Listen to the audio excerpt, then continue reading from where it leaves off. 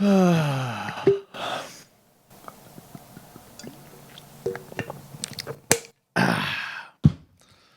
it doesn't sting at all. It was quite delicious.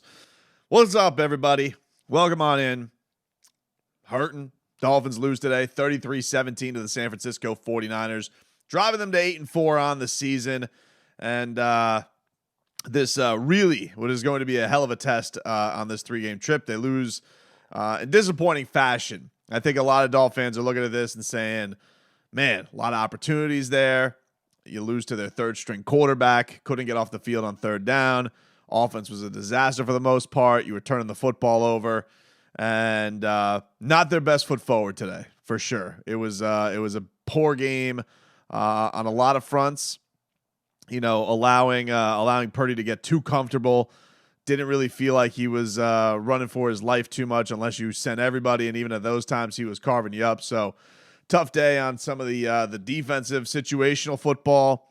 The offense, though, I thought was the big culprit of the game. And QB1, it starts with him, man. You know, you knew you coming into this game with some adversity because you didn't have your two starting tackles. Armstead and Austin Jackson were out. And there were certainly moments where Tua was feeling the pressure. That's a really good defense. He's going to feel some of that. But I thought that in some of the moments that he had there, he just wasn't good enough. And especially in that first half, like, part of the reason maybe on third down that the defense was so exhausted is they were on the field basically the entire time. You know, the offense couldn't get anything going outside of that first drive, of course, where they find Sherfield and get the quick touchdown. But from that point on, they were really just sputtering out. They were lifeless. They just couldn't get anything going.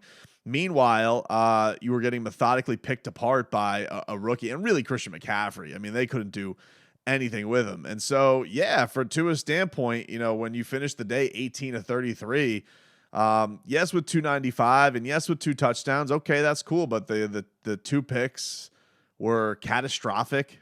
And you were just really behind the eight ball this entire game. And, you know, that's what happens. And so when you come down to these minuscule moments of, like, you know, minor ball on the ground reviews that are frustrating to get taken away from you from a camera, you know, you think back to all those moments that you had in the first half that just weren't there. And yeah, Tua I think is going to take this and be a lot better, but he was not good enough today. And for all the ass kissing that we do for him, and then, you know, on this show and this channel, and me personally, I love Tua. I love the way he handles himself. I thought he handled himself like a real champ after this game today. He took accountability. He wore it all basically on him, saying it's on him. The execution's got to be better on him. I just thought, you know, today, I don't know what the hell it was. You know, I know on the broadcast, Moose Johnson was putting it up to being too amped up. I can certainly see where you kind of come up with that because he was sailing a lot of balls. You know, wasn't shorting things. Just that playground that he has over the middle was just, you know, the opportunities were there. And I mean, I don't know how many games we see with Jalen Waddle where he's scooting willy-nilly free and you're not taking advantage of it. It just seems like we've come to take it for granted. It's become that on the money. And yeah, he just, you can point to some things. I mean, look, I know if you want to be a staunch Tua defender, which I consider myself, you know, a guy who's had to defend him even when it wasn't the popular thing to do, I get it. You know, you could go and you could say, well, Jeff Wilson botched that catch. And, you know, this lineman had a whole, I get it. You know, there were certain times I was like, is Tony Brothers out there in a ref's outfit right now? Like, did we switch leagues because the calls are being this awful? Dude, I mean, don't get me started with the holding call and the Melvin Ingram trip and you know, and even the reviews. I was like, what are we doing here? But, you know, even with that said, you don't want to put yourself in these positions to where you are relying upon these highlight moments. You know, normally he's such a machine, and we've come to think of him almost as like a jugs machine kind of football accurate quarterback that, yeah, when he has games like this, it's surprising to see. And he's going to have a lot of people pouncing him over the next couple of days. And, you know, look, Dolphin fans, this is how look, welcome back to what it's going to be like being in the national conversation. You know, enjoy it. You know, we've been cashing a lot of receipts. People are going to come out and they're going to bring out more material this week than they have in a long time. And you know what? For a performance like this, it's warranted. Criticism is warranted over this performance. It was not a good performance from Tua. It was not a good performance by the Miami Dolphins. They could not get off the field on third down. They were getting beat by Mr. Irrelevant, and they could not, make big time tackles. Deebo Samuel, it was like trying to tackle an actual moose or a rhinoceros. He was impossible to bring down. Like this guy, it felt like there was like 4 guys around him, and he was bowling pinning them over, just bowling them over like it was nothing, dude. Christian McCaffrey was an absolute stud, especially in the first half of this game, and then he really iced it with that sick run at the end. So, their stars showed up for them today. Like, a lot's going to be made because we make a lot about quarterbacking in this league.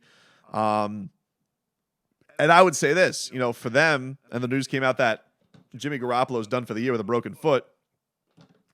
If you're a Dolphin fan, you get that news, you're like licking your chops. Like, I can't believe it. We get to face a third string essentially quarterback, a guy who nobody had heard of, and is basically their version of Skylar Thompson. Like, bring it on. We've seen what it's like when Skylar Thompson has to come in off of one play.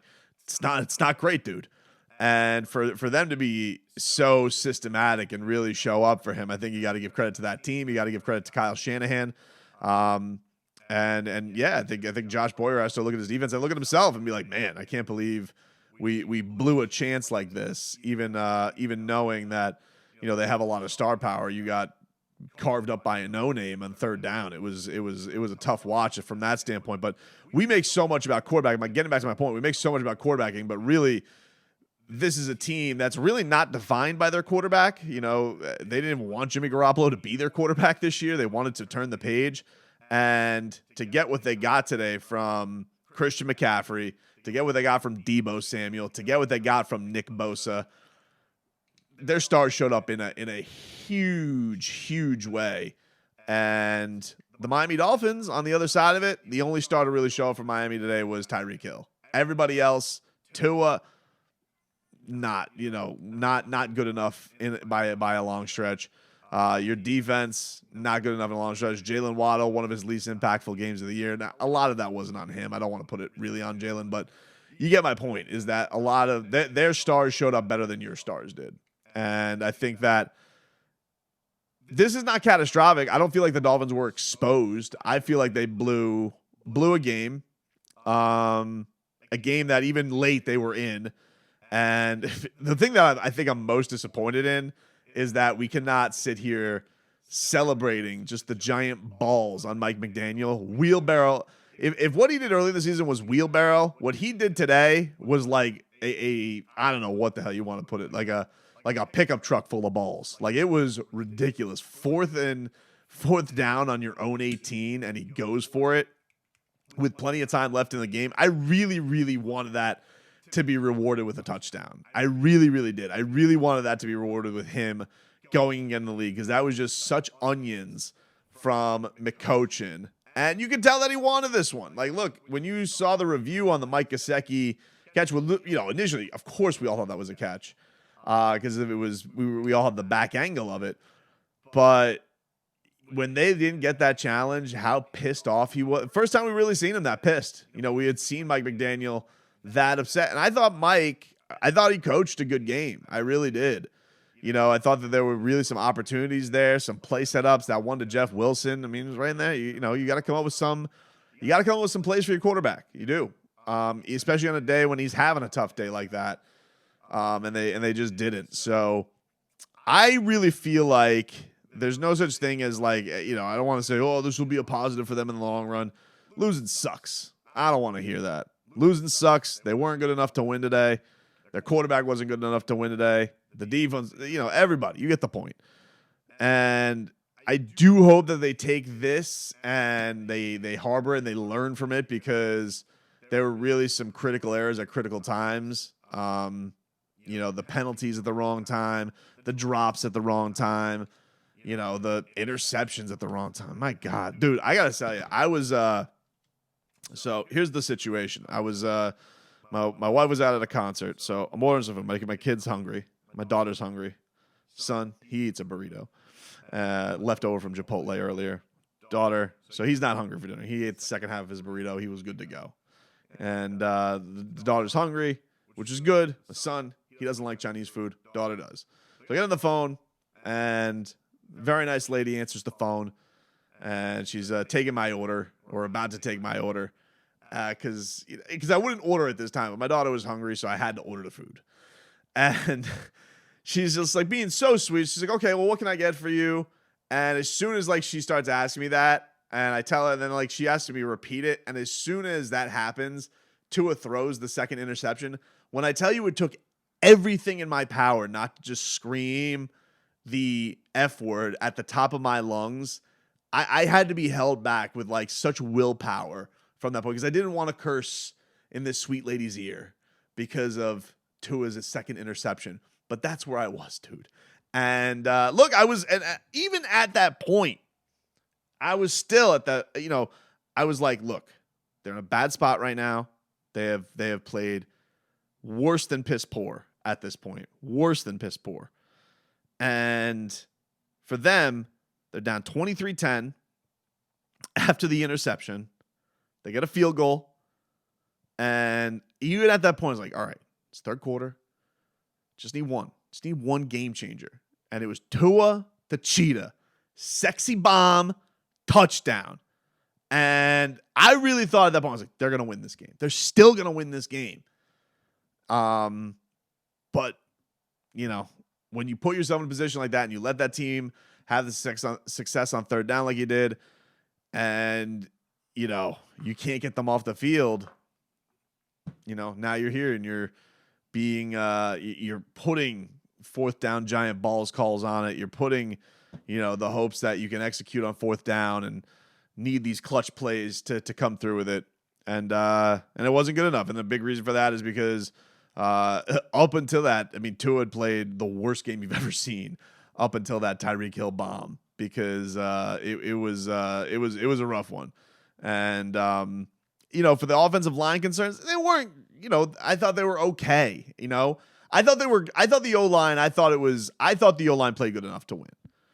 And I thought that I thought this fell more on quarterback and receivers coming up with bad accuracy and not coming up with clutch catches. I thought that weighed a lot more on this loss than the O-line did. I know the O-line wasn't perfect. I know people could come at me in the comments with a bunch of different, I get it. But I thought that they played good enough and gave moments enough to come through. And they didn't. And I thought that was more on quarterback and the skill guys, and mostly the quarterback, than it was on the O-line. But live to fight another day. There's plenty they can take from this, I feel like. And, if they come and you finish this road trip, you get the next two, you'll feel good about it. Absolutely.